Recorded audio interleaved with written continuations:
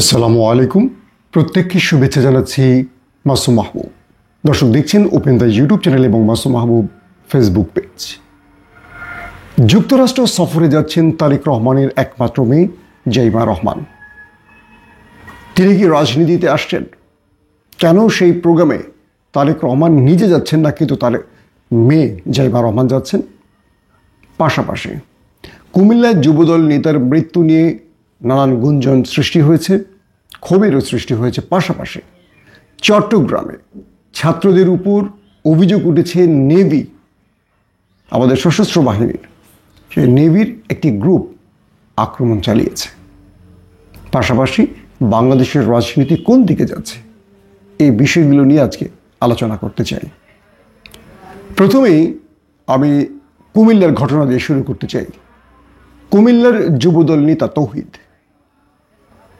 তাকে যৌথ বাহিনী তুলে নিয়ে গিয়েছিল। এরপর তার পরিবারের কাছে তার লাশ ফেরত এসছে। আমরা বিগত 15 বছরে আওয়ামী দুঃশাসনের সময় এই ঘটনাগুলো হরহামেশা দেখেছি, কিন্তু অন্তর্বর্তীকালীন সরকার অর্থাৎ ডক্টর মোহাম্মদ ইউনূসের সরকারের সময় এই ঘটনাটি আমাদেরকে সত্যিকার অর্থে খুব আহত করেছে। প্রশ্ন উঠেছে, একজন বিনা অপরাধী এখন পর্যন্ত যুবদল নেতা তৌহিদের বিরুদ্ধে কোনো প্রকার মামলা বা জিডির খবর আমরা পাইনি, তাহলে তাকে কেন তুলে নেওয়া হলো এবং তাকে কেন নির্মম নির্যাতন করে হত্যা করা হলো? সোশ্যাল মিডিয়াতে যে ছবিগুলো ভাইরাল হয়েছে, তার শরীরে একদম থেতলে যাওয়া, রক্ত জমাট হওয়া ছবি আমরা দেখেছি। তার পরিবার রয়েছে, সন্তান রয়েছে, সেই ছবিটাও সোশ্যাল মিডিয়াতে ভাইরাল হয়েছে। এই ঘটনাগুলো 15 বছর পর একটা মুক্তির স্বাদ যখন আমরা নিতে বসেছি, 5 আগস্টের পর আমরা যখন দেশকে স্বাধীন করছি বা স্বাধীন বলছি, তখন ঘটল। সোশ্যাল মিডিয়াতে বিভিন্ন মানুষের মতামত আমরা দেখতে পাচ্ছি। অনেকে বলছেন ফ্যাসিস্টদের দোসররা এখনো রাষ্ট্রের গুরুত্বপূর্ণ পদে বসে আছে। কেবল রাষ্ট্রের গুরুত্বপূর্ণ পদ বলতে কি বুঝি আমরা? উপদেষ্টা, সচিবালয়ের বড় বড় সচিব, পুলিশের বড় বড় কর্তা, তা কিন্তু নয়। আমাদের সশস্ত্র বাহিনীর মধ্যেও থাকতে পারে এমন আশঙ্কার কথা বলা হচ্ছে। একজন যুবককে ধরে নিয়ে যাওয়া হলো, তার শরীরে মারের দাগ পাওয়া গেল এবং তিনি নিথর দেহে ফিরে এলেন। এটা কি হত্যাকাণ্ড নয়? এটাকে এখন কি করে ঢাকবেন? এটার জবাব কি আসবে? আসিফ নজরুল বলছেন তিনি এই হত্যার বিচার চান। আইন উপদেষ্টা অর্থাৎ আইন মন্ত্রী নিজে বিচার চাইছেন। মানে কি? কার কাছে বিচার চাইছেন? আর প্রধান উপদেষ্টা ডক্টর মোহাম্মদ ইউনূস বলেছেন খুব দ্রুত সময়ের মধ্যে তদন্ত করে এটার বিচার কাজ শুরু হবে। বাংলাদেশে এই প্র্যাকটিসগুলি আমরা খুব কমই দেখেছি। আমরা এই হত্যাকাণ্ডের বিচার চাই। রাষ্ট্রের যদি খুব পাওয়ারফুল সংস্থার ব্যক্তিরা এ কাজ করেও থাকে, তবুও তাদের বিচার চাই এবং জানতে চাই কারা এই কাজ করেছে এবং তাদেরকে দ্রুত সেই পদ থেকে সরিয়ে তাদের বিচার করতে হবে। এই রাষ্ট্র আওয়ামী ফ্যাসিজম থেকে মুক্তি পেয়েছে, এটা প্রমাণ করতে হবে। আর আওয়ামী ফ্যাসিজমের সে দোসররা রাষ্ট্রের আর কোনো গুরুত্বপূর্ণ পদে নেই, এটিও আমাদের পরিষ্কার করতে হবে সরকারকে। আমরা প্রতিদিনই সরকারের কাছে আওয়াজ তুলছি। আমরা প্রতিদিনই আমরা সংবাদ মাধ্যমে, আমাদের ব্লগিংয়ে, সংবাদে আমরা প্রকাশ করছি, বলছি সরকারকে অমুক অমুক দোসর, কিন্তু সরকার তাদেরকে এখন পর্যন্ত বহাল রেখেছেন। বিপ্লবকে এভাবেই ব্যর্থ করছে একটি কুচক্রী মহল বা একটি কুশীলব গ্রুপ, অর্থাৎ পর্দার অন্তরাল থেকে এই এই বিপ্লবকে ব্যর্থ করতে চাইছে। এখানে দুটো বিষয় হতে পারে। এক, যে কোনোভাবে প্রফেসর ইউনূসকে চাপে ফেলতে বা তাকে ব্যর্থ করতে ভেতর থেকে এই ঘটনা হতে পারে। যেহেতু রাজনীতি পুরোটাই রাজনীতি, তো এই রাজনীতিকে যেভাবেই পারে ট্যাকল করতে চাইছে।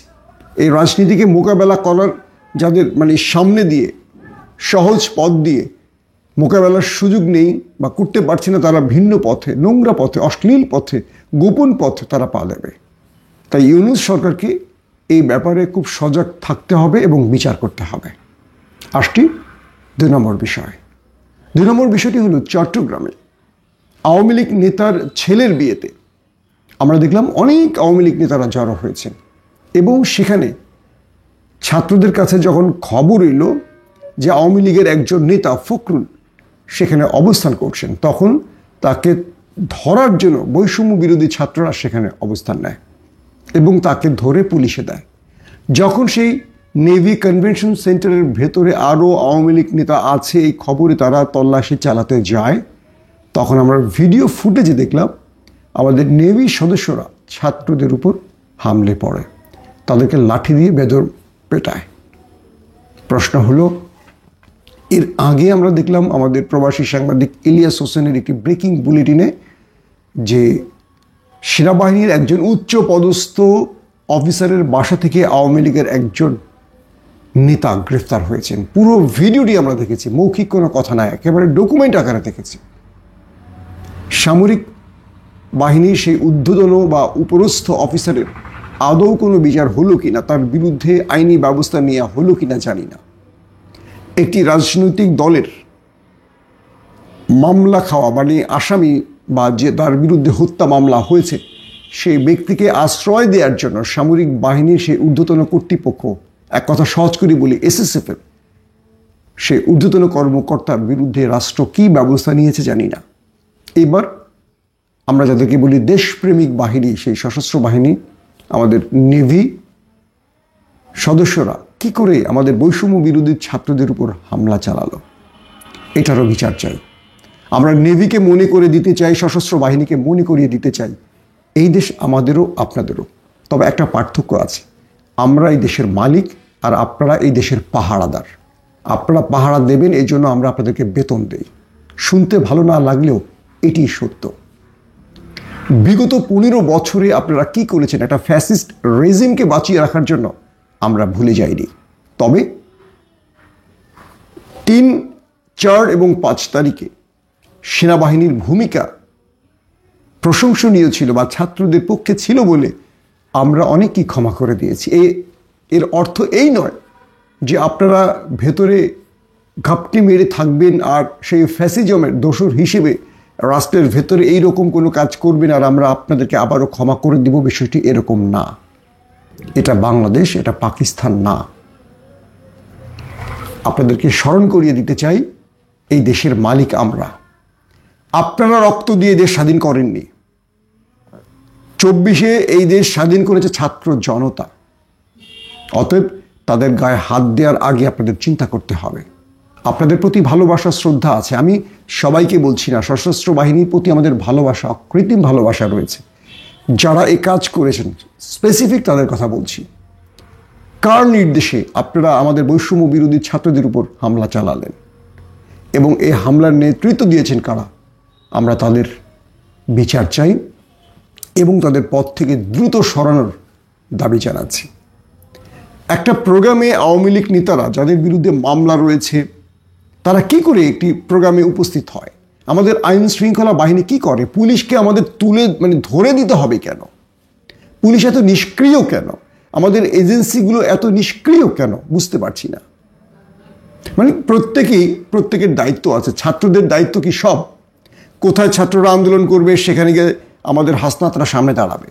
কোথায় গার্মেন্টস শ্রমিকরা আন্দোলন করবে সেখানে ছাত্ররা যাবে। কোথায় আনসার লীগ মাঠে নামবে সেখানে ছাত্ররা দাঁড়াবে। আমাদের আইন শৃঙ্খলা বাহিনী কি আঙুল চষেন? আপনাদেরকে বেতন দেওয়া হয় কেন? দলবাজির জন্য? লজ্জা লাগে না? আওয়ামী ফ্যাসিজমের দোসররা এখনো স্বপদে, এখনো বিভিন্ন জায়গায় তারা প্রকাশ্যে হাঁটাচলা করছেন। তাদের বিরুদ্ধে কিন্তু হত্যা মামলা আছে, কিন্তু তাদের গ্রেফতার করা হচ্ছে না। কেউ রাতের অন্ধকারে মোটা টাকার বিনিময়ে নিজেকে বাঁচিয়ে চলছেন, আর কেউ রাজনৈতিক আশ্রয়ে রয়েছে। তাহলে এই দেশ যারা স্বাধীন করলো বা যারা জীবন দিল, পঙ্গুত্ব বরণ করলো, তাহলে লাভটা হলো কোথায়? লাভটা রইল কোথায় আমাদের? যেসব নেভির সদস্যরা আমাদের ছাত্রদের উপর হামলা চালিয়েছেন তাদের বিচার চাই। যদি বিচার না করা হয় এটা নিয়ে আমরা বহুদূর যাব। মনে রাখবেন, এই দেশের প্রকৃত মালিক এই দেশের জনগণ। আপনারা কেবল বেতনভুক্ত পাহারাদার। যদি আপনারা দায়িত্ব পালন করতে না পারেন, পদ ছেড়ে দেন। কোনো দলের আনুগত্যের জন্য এখানে আপনাদের বসানো হয়নি।